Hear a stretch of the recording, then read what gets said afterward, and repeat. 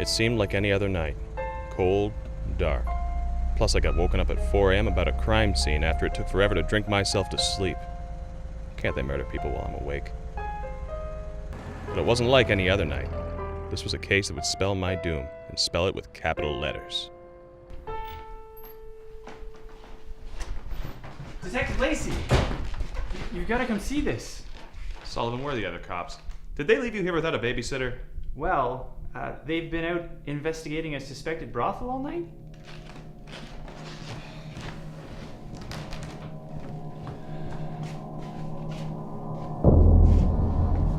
I was examining the body when I found this. An empty baggie.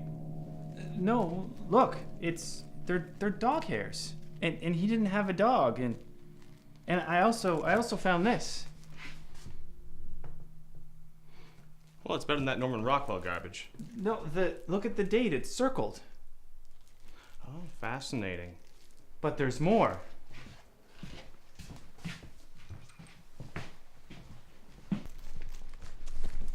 You're not gonna believe this. It looks like... Oh, Christ, Sullivan, it's a woman walking a dog. We have a murder to focus on. Where's the person who found the body? In the living room.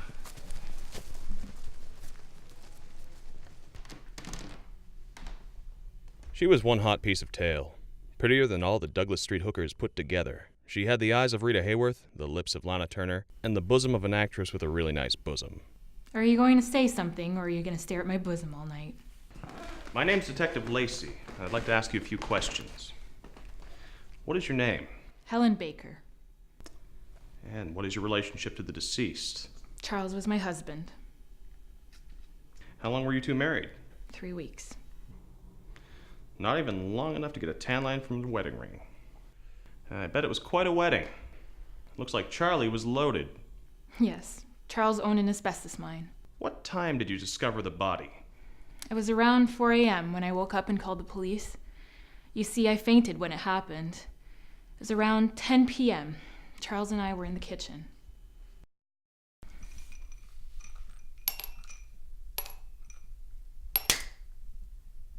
What was that? It was probably nothing. But you go back to making your coffee and I'll go investigate that strange noise.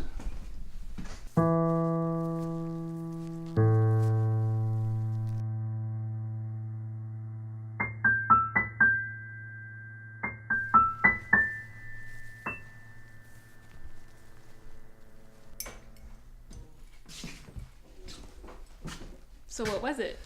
I don't know. I didn't see anything.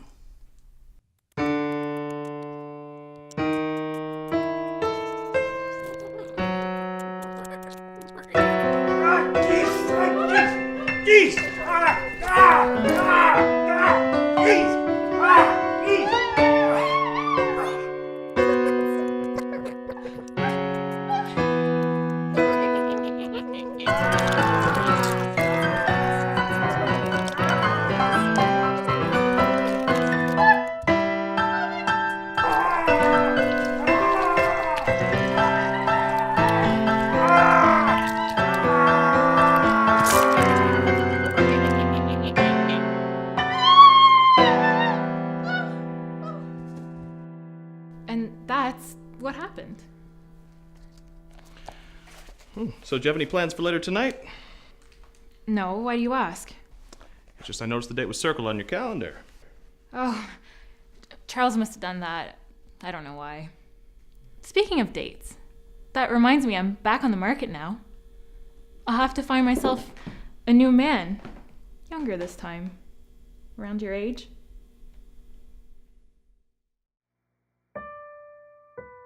The coroner's report said the wounds in the body were consistent with an attack by a wild animal, but the captain wasn't satisfied with the raccoon theory.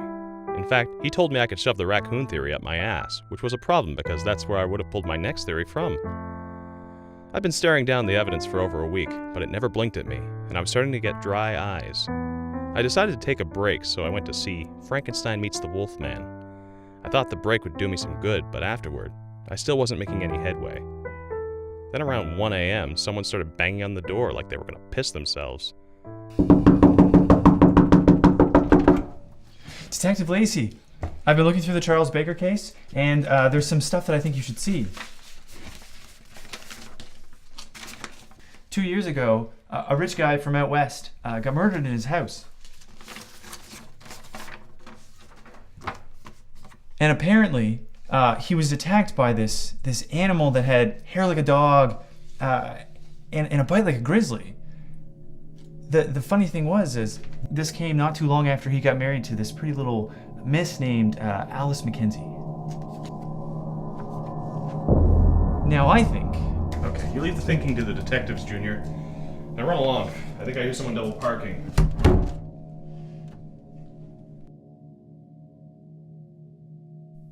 What a douchebag. I kept trying to tell myself it wasn't her. Maybe it was just some girl who's a dead ringer for her, or one of those long-lost twins you hear so much about. But I couldn't shake the feeling that there was something Helen wasn't telling me. I convinced Helen to meet with me again to discuss the case. I hope you like it rare.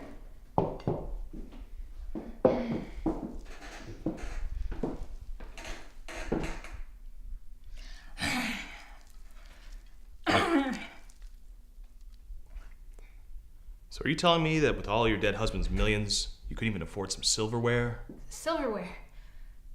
I'll see what I can do.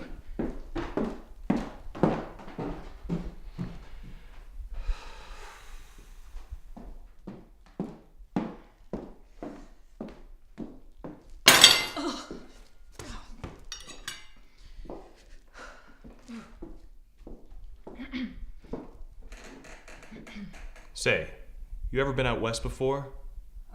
No. Why you ask? Because she has. Whoever she is, she's pretty. But why would you be looking at pictures of her when you have me right in front of you?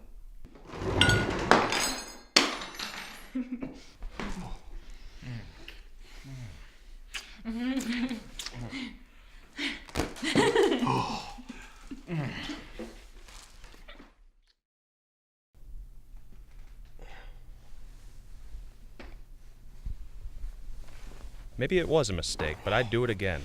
It was the best sex I'd ever had.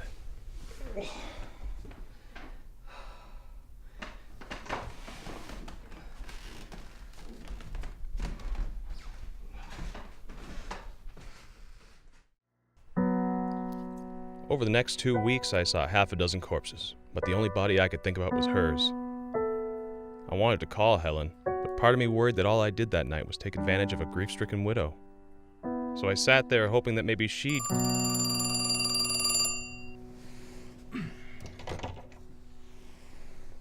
Hello? Hello, Detective. I was wondering if you'd like to come see me again. I found something that might help with my husband's case.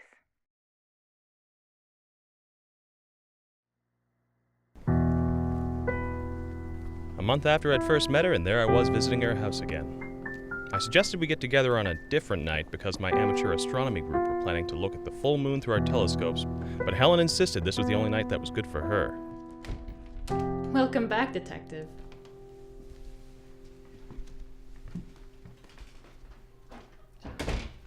I'll take your coat. You're not going anywhere. I can stay, just as long as no one in town gets murdered tonight. Well, I'm sure that won't happen.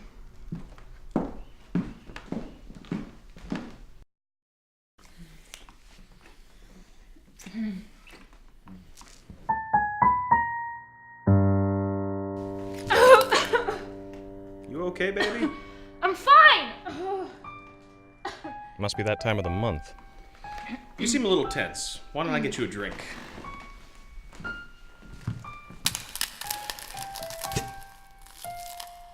You know, if you're still shaken up by the death of your husband, I understand. We all need time to grieve.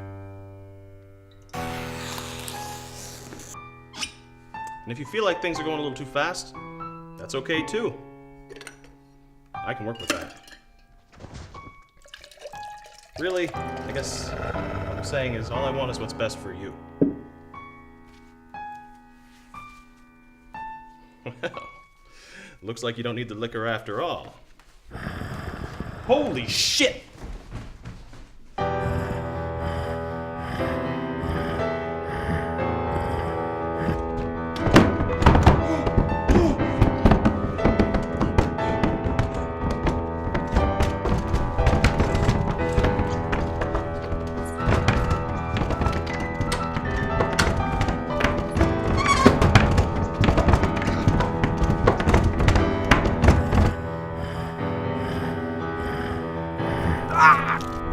God, you bitch!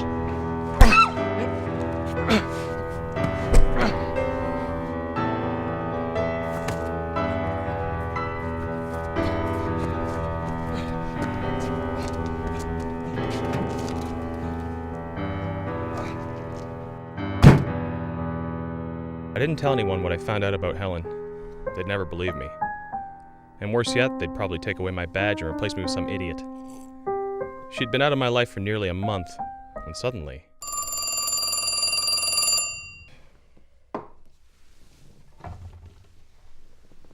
Hello. Hello, Detective. It's Helen Baker. Oh, I remember you. I've got 17 bite marks on my leg to remind me. Sorry about that. Yeah, you're sorry. Because you bit me, and you meant to kill me! Look, I called because I was hoping you'd come see me tomorrow night. Why the hell would I do that?